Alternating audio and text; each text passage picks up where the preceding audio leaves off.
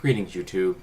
There are two members of Congress in the United States that are Muslim, and one of them is Keith Ellison, and he is recently because he's being challenged by a Tea Party member, one Lynne Torgerson, who has accused Mr. Ellison of being a radical Islamist. A quote from Ms. Torgerson: "I, Lynne Torgerson, am running for Congress in Minnesota against radical Islamist Keith Ellison. Keith Ellison fails to oppose banning Islamic Sharia law in the United States. He accuses people of trying to ban it as conspiratorialists. Keith Ellison also fails to support that the United States Constitution should be supreme over Islamic Sharia law." She goes on. There's another comment here from a previous campaign where I guess she ran for Congress at some earlier date. And her quote is, "And what do I know of Islam? Well, I know of 9/11. Now, you would not be surprised that Mr. Ellison disagrees with Ms. Torgerson. And she actually asked him a question at a public venue where he was speaking to his constituents, and whether he feels that Sharia law should be banned and should be supreme to the Constitution. He replies, "I believe that the United States Constitution, which has been amended well over 25 times, is the bedrock of American law."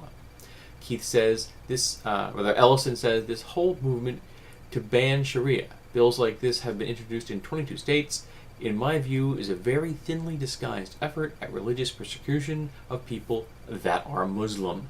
And I think Mr. Ellison nailed it. He also goes on to point out that nowhere in the United States has a bill been put forward to establish Sharia law as the law of the land. And that's how things work in the United States. You put forth a bill. If someone supports it, if they think it's worth it, it goes through the whole critiquing process. Eventually, it can be put forth for a vote. And if it goes through a vote, and people vote on it, if it passes, it becomes a law. If it doesn't pass, it fails. Of course, it has to have a certain majority if it wants to overcome a veto, because a governor can veto something he doesn't like or she doesn't like.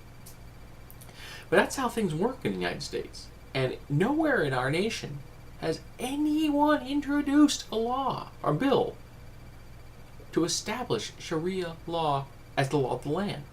This is a complete and utter straw man. This is just being put up to give bigots and the intolerant a means of telling the Muslim community at large, we don't want you here. This is discrimination, plain and simple. Religious persecution, as Mr. Ellison says, is exactly what this is. All right? The U.S. Constitution is the law of the land. This man has sworn to establish and uphold that Constitution. That's what you do when you become an elected official.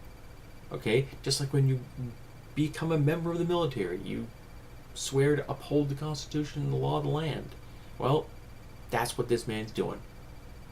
And the fact that this contender is this person that wants to his seat is making such bold-faced statements astounds me and sickens me, but unfortunately doesn't really surprise me.